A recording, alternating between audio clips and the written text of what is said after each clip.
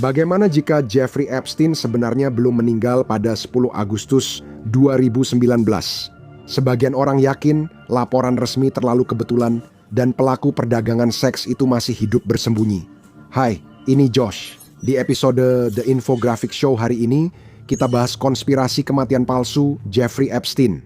Saat berita kematiannya muncul, teori konspirasi pun bermunculan. Dalam beberapa jam, rumor menyebar di internet bahwa miliarder pedofil itu memalsukan kematiannya dengan bantuan pihak berwenang dan orang pengganti. Serangkaian foto menjadi viral dan menyebar di media sosial, membandingkan gambar Epstein saat masih hidup dengan gambar yang dirilis sebagai jenazahnya. Menurut para pendukung teori tersebut, foto-foto menunjukkan perbedaan mencolok pada hidung dan salah satu telinga Epstein. Beberapa orang yakin ini membuktikan tubuh itu bukan Epstein. Mereka melangkah lebih jauh, mengklaim bahwa Epstein diam-diam dibebaskan dari penjara, menggunakan kekayaan, kekuasaan, dan koneksinya untuk menghilang tanpa jejak. Apakah ini skandal global? Pemeriksa fakta pun menelusuri teori tersebut. Mereka memastikan foto-foto itu asli dan tidak dimanipulasi, tapi ada jeda waktu lama di antara keduanya. Foto Epstein yang hidup diambil dari foto tahanan 2006. Foto Epstein yang meninggal baru diambil pada 2019, 15 tahun setelahnya, lalu dibagikan New York Post secara online. Para ahli sepakat ciri wajah di dua foto itu berbeda, kemungkinan karena penuaan alami, bukan karena orang pengganti. Mereka menunjukkan wajah kita berubah seiring waktu, terutama hidung dan telinga. Menurut penelitian dari Pusat Penelitian Anatomi Fungsional atau FARC, hidung cenderung menjadi lebih besar dan turun seiring bertambahnya usia, dan telinga juga bisa mengendur karena kulit kehilangan elastisitasnya. Namun, mereka tidak bisa memastikan kedua foto itu pria yang sama. Seiring waktu, penganut teori konspirasi menemukan lebih banyak bukti untuk mendukung klaim mereka. Dan selanjutnya, bahkan orang paling skeptis pun mulai meragukan apa yang mereka yakini. Banyak orang mencatat detail aneh dan ketidakkonsistenan sebelum kematian Epstein, seperti dua kamera di luar selnya yang tidak berfungsi pada malam kejadian. Artinya, rekaman yang bisa jadi bukti tak terbantahkan tentang kejadian itu tidak tersedia. Kamera rusak itu dikirim ke laboratorium forensik FBI untuk diperiksa setelah kematian Epstein diberitakan. Semakin diselidiki, makin banyak pertanyaan mengganggu muncul. Laporan Departemen Kehakiman menyebut sistem kamera di Manhattan Metropolitan Correctional Center, tempat Epstein meninggal, sudah tua, kurang terawat, dan sering rusak. Sistem itu mengalami banyak masalah sebelum Epstein meninggal, termasuk kerusakan DVR pada 29 Juli yang baru diketahui staf pada 8 Agustus. Itu hanya salah satu buktinya.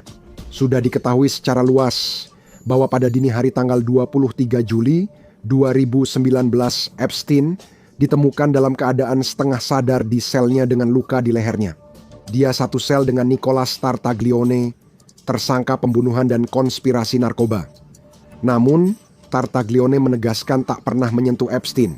Sebuah penyelidikan internal juga membebaskan Tartaglione dari keterlibatan apapun. Pandangan resmi menyatakan bahwa Epstein telah mencoba melukai dirinya sendiri. Setelah itu, Epstein ditempatkan di bawah pengawasan ketat. Dia dipindahkan ke sel observasi dengan jendela di sekeliling, lampu terus menyala agar penjaga bisa mengawasinya, dan semua benda berbahaya disita. Namun, itu hanya sebentar. 6 hari kemudian, Epstein diperiksa psikiatri dan dinyatakan layak kembali ke penjara normal, lalu dipindahkan ke Security Housing Unit, SHU. Staf penjara memeriksa Epstein tiap 30 menit dan menempatkannya dengan teman satu sel yang bisa melaporkan jika ia mencoba melukai diri. Seharusnya hampir mustahil bagi Epstein untuk meninggal, tetapi tidak satu pun dari prosedur tersebut dijalankan saat dia meninggal. Malam sebelumnya, teman satu sel Epstein dipindahkan, sehingga dia sendirian di selnya. Tidak ada pengganti teman satu sel yang dibawa masuk. 2 penjaga gagal memeriksa kondisi sesuai jadwal setiap setengah jam, tidak melakukan penghitungan wajib pada pukul 10 malam. Salah satu penjaga, Tova Noel, tertangkap kamera berjalan sebentar melewati sel Epstein pada pukul 10.30 malam. Itu terakhir kali penjaga masuk ke lantai sel Epstein. Sepanjang sisa malam itu, para penjaga melanggar protokol dan Epstein sama sekali tidak diperiksa. Kamera pengawas merekam Noel dan Michael Thomas lebih banyak duduk di meja, berselancar di internet, atau mondar-mandir di area umum selama jam kerja. Mereka tidur beberapa jam dan memalsukan catatan demi menutupi aksi mereka. Salah satu penjaga bahkan menjalani shift kedua selama 8 jam hari itu. Penjaga kedua sudah 5 hari berturut-turut lembur, jadi wajar jika kelelahan. Namun, penganut teori konspirasi menduga ada hal yang lebih gelap. Para penjaga mungkin telah disuap atau bahkan diperintahkan untuk menjauh sementara kematian Epstein dipalsukan dan dia diam-diam dibawa keluar. Para penjaga sempat dituduh memalsukan dan berkonspirasi memalsukan catatan, namun tuduhan itu dibatalkan. Sebagai bagian dari kesepakatan pembelaan, kedua penjaga setuju menjalani 100 jam kerja sosial. Setelah pukul 6.30 pagi pada 10 Agustus, Epstein ditemukan saat sarapan dibagikan dan dinyatakan meninggal beberapa menit kemudian. Setiap detail baru membuat misterinya makin gelap dan membingungkan. Pengacara Epstein, Reed Weingarten dan Martin Weinberg meragukan bahwa dia menyakiti diri karena kamera rusak dan insiden lain. Mereka juga bukan satu-satunya yang berpikir demikian. Orang lain juga ragu, termasuk saudara Epstein, Mark, yang berkata, "Saya paham jika dia dihukum seumur hidup, tapi dia akan segera sidang jaminan." Kepala pelayan Epstein selama 18 tahun, Vladsin Virakotrin, menyebut Epstein terlalu mencintai hidup untuk melukai diri.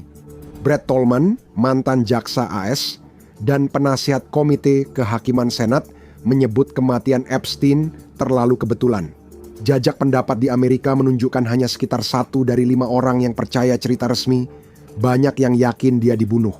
Saat para ahli meneliti lebih dalam, mereka menemukan lebih banyak bukti untuk mendukung teori itu. Laporan resmi menyebut Epstein ditemukan tak responsif dan henti jantung di selnya setelah pukul 6.30 pagi. Menurut laporan tersebut, tubuhnya ditemukan dalam posisi berlutut dengan sehelai kain spray yang dililitkan di lehernya dan diikatkan ke bagian atas ranjang tingkatnya. Dia diperkirakan meninggal 2 jam sebelumnya. Penjaga dilaporkan mencoba CPR. Bahkan narapidana mendengar mereka berteriak, "Bernapas, Epstein, bernapas." Tidak ada cara menyelamatkannya. Pada pukul 6.33 pagi, alarm berbunyi memberitahu pengawas penjara soal kematian Epstein. Tubuhnya dibawa ke New York Downtown Hospital dan dinyatakan meninggal pukul 6.39 pagi sebelum dibawa ke kantor pemeriksa medis.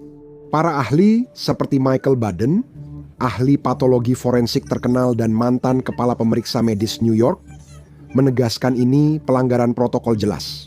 Biro Penjara, BOP, menetapkan bahwa kematian Epstein seharusnya diperlakukan dengan tingkat perlindungan yang sama seperti tempat kejadian perkara manapun.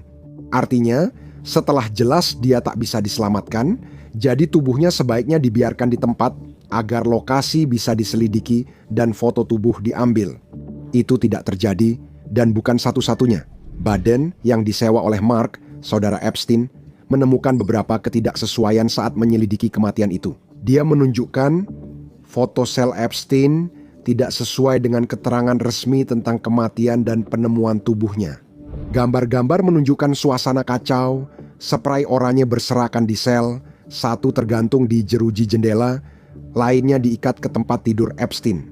Terlihat 2 jerat, satu rapi terlipat, satu lagi usang. Menurut laporan, penjaga yang menemukan Epstein memotong jerat itu untuk mencoba menyelamatkannya. Jika penjaga memotong jerat, berarti jerat berjumbai yang digunakan Epstein.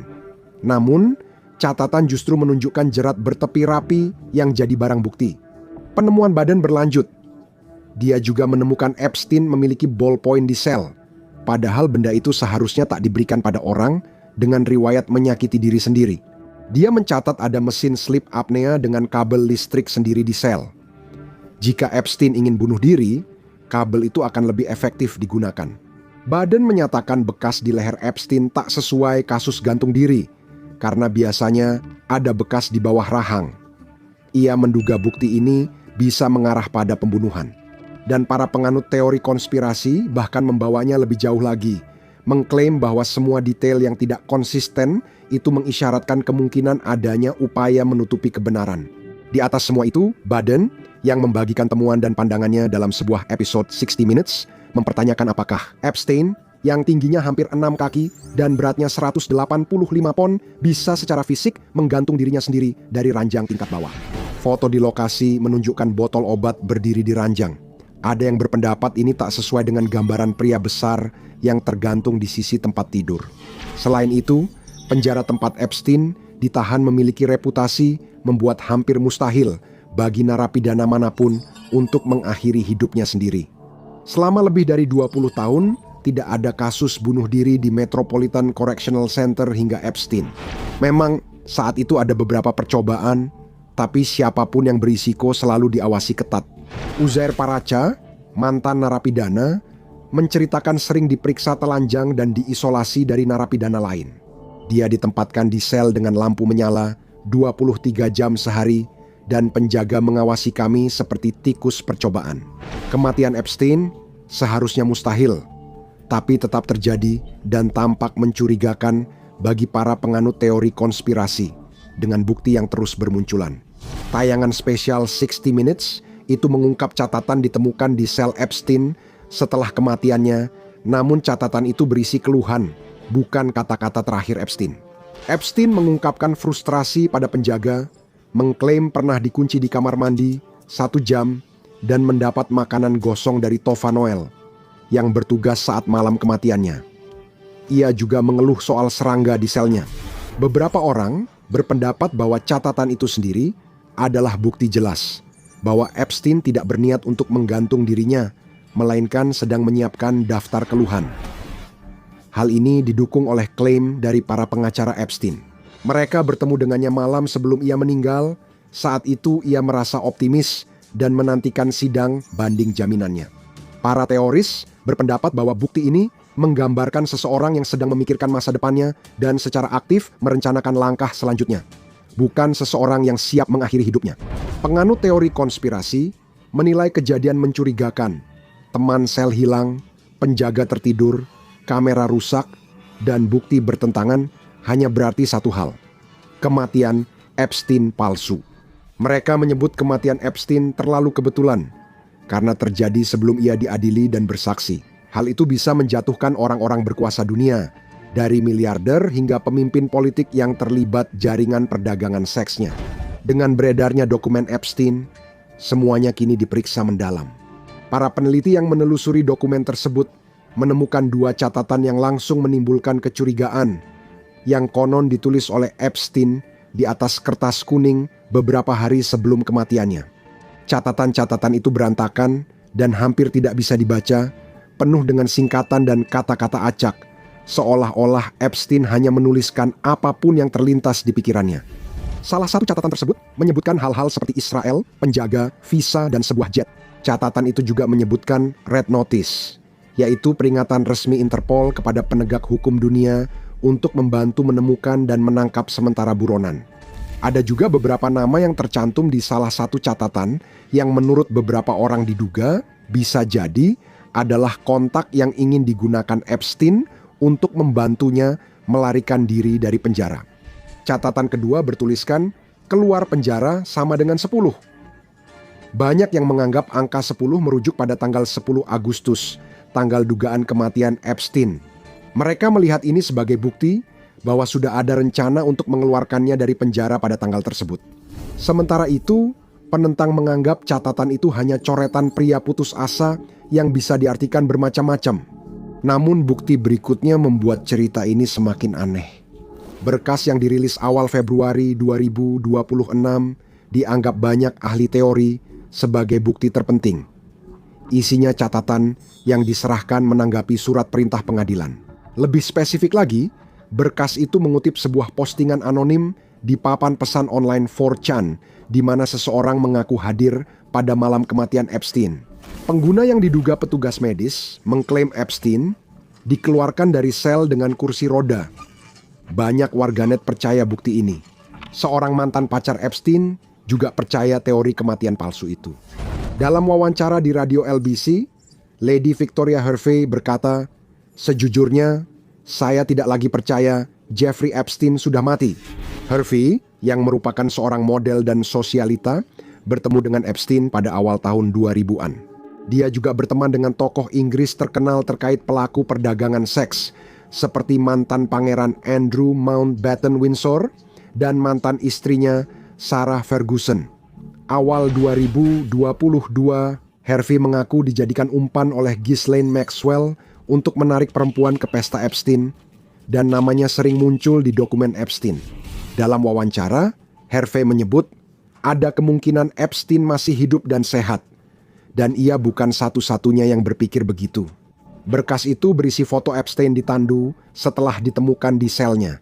Namun, pengguna yang jeli segera menyadari ada ketidaksesuaian mencolok. Anehnya, dalam foto-foto itu, Epstein tidak punya tato di lengan kiri atas, padahal foto lain jelas menunjukkan tato kawat berduri di bisep kirinya. Dalam deposisi 2017, Epstein ditanya di bawah sumpah soal tatonya dan mengaku mendapatkannya saat berusia sekitar 18 tahun. Thomas Massey, anggota Kongres Partai Republik, menanggapi cerita ini dan membagikan banyak gambar Epstein dengan tato itu. Penganut teori konspirasi merujuk pada email 2010 kepada asisten Epstein, Leslie Groff, soal biaya penghapusan tato, meski tak jelas apakah Epstein benar-benar melakukannya. Bukti potensial untuk teori kematian palsu masih terus bermunculan. Salah satu dokumen yang banyak diperdebatkan adalah pernyataan resmi Jaksa Asialas untuk Distrik Selatan New York soal kematian Epstein. Pernyataan Jaksa Jeffrey S. Berman menyebutkan, pagi ini, Pusat Pemasyarakatan Manhattan mengonfirmasi Jeffrey Epstein ditemukan tak responsif di sel dan dinyatakan meninggal segera setelahnya. Namun, ada satu masalah. Pernyataan itu tertanggal 9 Agustus, sehari sebelum Epstein diduga bunuh diri. Para teoris menganggap ini bukti penting dan kematian itu sudah direncanakan. Pernyataan seperti ini bisa disiapkan untuk menutupi kejadian sebenarnya. Organisasi media seperti BBC telah melakukan penyelidikan lebih lanjut, dengan Departemen Kehakiman mengklaim bahwa tanggal yang salah hanya tercantum pada versi draft dokumen tersebut. Departemen Kehakiman menyebut insiden itu hanya kesalahan pengetikan dan membantah menyiapkan pernyataan sebelum kematian Jeffrey Epstein. Namun, beberapa teoris tetap meragukan. Munculnya bukti baru membuat beberapa ahli menyerukan penyelidikan lebih lanjut atas kematian Jeffrey Epstein. Dr. Baden mengatakan kepada The Telegraph bahwa dengan informasi saat ini, penyelidikan lanjutan tentang penyebab dan cara kematian diperlukan. Komunitas teori konspirasi mulai berspekulasi lokasi persembunyian Jeffrey Epstein jika ia masih hidup. Tahun 2020, kelompok berita pembuat film gerilya ABQ Raw Wassalm merilis video yang mengklaim melihat Jeffrey Epstein masih hidup. Di peternakan Zorro Ranch di New Mexico, bagian dari tanah miliknya, sang finansier pernah membahas mengubahnya menjadi pabrik pembuat bayi. Dia berencana menghamili hingga 20 wanita sekaligus demi menyebarkan DNA-nya seluas mungkin. Analis menyebut video itu palsu, namun dugaan foto dan video Epstein di berbagai tempat terus muncul selama bertahun-tahun. Awal Februari 2026, beredar gambar di media sosial yang mengklaim Epstein terlihat di Jalan Tel Aviv, Israel. Jutaan orang telah melihat gambar pria mirip Epstein, namun berambut putih panjang dan berjenggot. Para ahli membantah gambar ini dan menyebutnya buatan AI. Namun, mungkinkah Epstein bersembunyi di tempat tak terduga? Februari 2026, peneliti melacak profil YouTube bernama Little Chef 1. Setelah diselidiki lebih dalam, mereka menemukan bahwa seorang pemain Fortnite menggunakan nama yang persis sama dan diyakini aktif di Israel. Hal ini berkaitan dengan teori bahwa jika Epstein masih hidup, Israel akan menjadi tempat yang logis baginya untuk bersembunyi, mengingat hubungannya dengan negara tersebut. Epic Games, perusahaan di balik Fortnite, mengeluarkan pernyataan bahwa Epstein tidak bermain game mereka. Itu hanyalah seorang pemain iseng yang mengubah nama pengguna mereka sebagai lelucon. Walau bukti sudah dibantah, banyak yang tetap yakin Epstein mungkin masih hidup, mungkin di Israel atau tempat lain, jauh dari publik. Dengan penampilan dan identitas baru, serta kekayaan dan koneksi luasnya, kata orang-orang, mudah dibayangkan dia mengatur pelarian sendiri, membuat cerita kematian palsu untuk menutupi jejak dan mencegah ditemukan. Seperti teori konspirasi lain, ini memecah pendapat. Ada yang menganggapnya mengada-ada, ada juga yang mempercayainya sepenuh hati. Dengan semua kontradiksi dan kejadian aneh, apa yang sebenarnya terjadi pada malam 10 Agustus 2019 tetap menjadi misteri.